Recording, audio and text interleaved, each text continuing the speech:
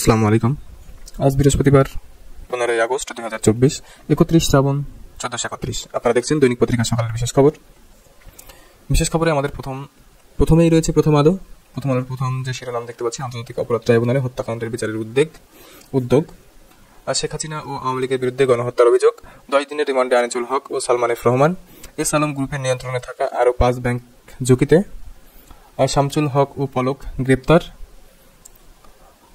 পাল্টা অভ্যুত্থানের চেষ্টা হলে প্রতিহত করা হবে। জীবন্ত একটা মানুষকে কেউ এইভাবে ফেলে দিতে পারে না। আজ বঙ্গবন্ধুর মৃত্যুবার্ষিকী। এটা ছিল প্রথম আলোর বিশেষ শিরোনাম। এরপরে আমাদের হাতে আছে সমকালের যে বিশেষ শিরোনামটা করেছে, হত্যা মামলা রিমান্ডে সালমান, আনিসুল, শেখ হাসিনার বিচার হবে ট্রাইব্যুনালে। আজ বঙ্গবন্ধুর 49তম শাহাদাত বার্ষিকী। বুলেট প্রুফ হেলমেট ও ভেস্ট পরিয়া আদালতে হাজির অভিযুক্ত। ফাঁসির দাবি নিউ মার্কেটে নিহত দোকান কর্মীর বাবা। আন্তর্জাতিক অপরাধ ট্রাইব্যুনালে গণহত্যার অভিযোগ, সাবেক প্রধানমন্ত্রীর বিরুদ্ধে আরও 2 মামলা। যে কোনো সময় মানবতা বিরোধী অপরাধে বিচার ট্রাইব্যুনাল সম্ভব। মনজিদ মোরশেদ। ট্রাইব্যুনালে শেখ হাসিনার বিচারের যৌক্তিকতা নেই, রানা দাস গুপ্ত। দেশ পুনর্গঠনে সহায়তা করুন বলছেন ডক্টর ইউনূস। এক বুলেটে আমার 2 নাবালক নাতি এতিম। শামসুল হক, টুকু ও পলক গ্রেপ্তার। তথ্য গোপন করে সরকারকে 41,000 কোটি টাকার ঋণ। তথ্য গোপন করে টাকা ছাপিয়ে দেওয়া হয়েছে, জানা গেল সরকার পরিবর্তনের পর। কেন্দ্রীয় ব্যাংক আগের প্রতিবেদনের ঋণ সমন্বয়ে দেখিয়েছিল 6,457 কোটি টাকা। ছাত্র জনতার প্ল্যাটফর্মকে স্থায়ী রূপ দিতে হবে। অন্তর্বর্তীকালীন সরকার চ্যালেঞ্জ ও করণীয় বিষয়। সিডিপির প্রশাসনে শুদ্ধি অভিযান শুরু। এটা ছিল সমকালের বিশেষ শিরোনাম। এরপরে আছে দৈনিক ইনকিলাবের যে বড় করে শিরোনামটা করেছে, উলফনের চেষ্টায় দানবরা। ভারতে ইন্ধনে 15 থেকে 21 আগস্টে প্রতি বিপ্লব। হাসিনার বিরুদ্ধে গণহত্যার মামলা, বিচার হবে আন্তর্জাতিক অপরাধ ট্রাইব্যুনালে। এস আলম গ্রুপে দেশে অস্থিরতা সৃষ্টির অপচেষ্টা, দখলি সম্পদ বাঁচাতে মরিয়া। ভারত থেকে শেখ হাসিনার বিবৃতি স্বস্তির নয় বলছেন তৌহিদ হোসেন। ডক্টর ইউনূস আনোয়ার ইব্রাহিমের টেলিফোন, অন্তর্বর্তী সরকারের সঙ্গে কাজ করতে প্রস্তুত মালয়েশিয়া। 24 ঘন্টার মধ্যে গুম খুনে জড়িতদের গ্রেপ্তারের দাবি মায়ের ডাকের।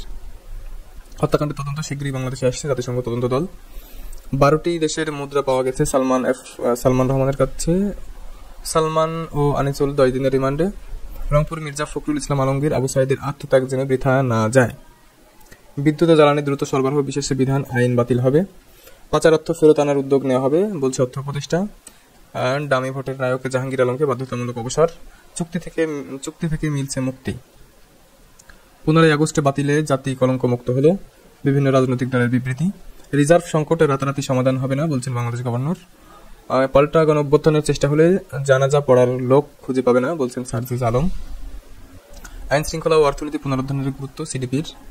পুলিশ বাহিনীতে পরিচিত ছিলেন কুলাঙ্গার ও বেয়াদব হিসাবে নির্যাতন করে কোটি কোটি টাকা হাতিয়েছেন ডিবি হারুন। হাসিনাকে ক্ষমতাচ্যুত করতে যুক্তরাষ্ট্রের ইন্ধনের অভিযোগ হাস্যকর। এটা ছিল দৈনিক ইনকিলাবের। এরপরে আছে কালের কণ্ঠ যে বড় শিরোনামটা করেছেন, হাসিনার বিরুদ্ধে গণহত্যার তদন্ত শুরু। প্রধান উপদেষ্টা বলেছেন দেশ পুনর্গঠনে পোশাক প্রস্তুতকারকদের সহযোগিতা চাই। ডক্টর ইউনূস টার্ক ফোন আলাপ। হত্যা তদন্তে শিগগিরই জাতিসংঘের নেতৃত্বে তদন্ত দল আসছে। এদিকে আছে সরকারের সঙ্গে দূরত্ব চায় না বিএনপি। আনিসুল হক ও সালমান এফ রহমানের 10 দিনের রিমান্ড। আইন উপদেষ্টা বলছেন আন্তর্জাতিক অপরাধ ট্রাইব্যুনালে শেখ হাসিনার বিচার হতে পারে। টুকু, পলক ও ছাত্রলীগ নেতা সৈকত গ্রেপ্তার। রিজার্ভ বাড়িয়ে অর্থনীতি পুনরুদ্ধারের সুপারিশ। এনবিআর চেয়ারম্যান সহ 11 সচিবের চুক্তিভিত্তিক নিয়োগ বাতিল। অর্থ পাচারকারীদের বিরুদ্ধে কঠোর ব্যবস্থার দাবি। নয়াদিল্লিকে ঢাকা। শেখ হাসিনা ভারতে বসে যেন বিবৃতি না দেয়। এটা ছিল আমাদের কালের কণ্ঠ দৈনিক পত্রিকার বিশেষ শিরোনাম। আপনারা দেখলেন এবং প্রতিনিয়ত আপডেট জানতে আমাদের পেজটিকে ফলো করুন। সবাইকে ধন্যবাদ। আসসালামু আলাইকুম।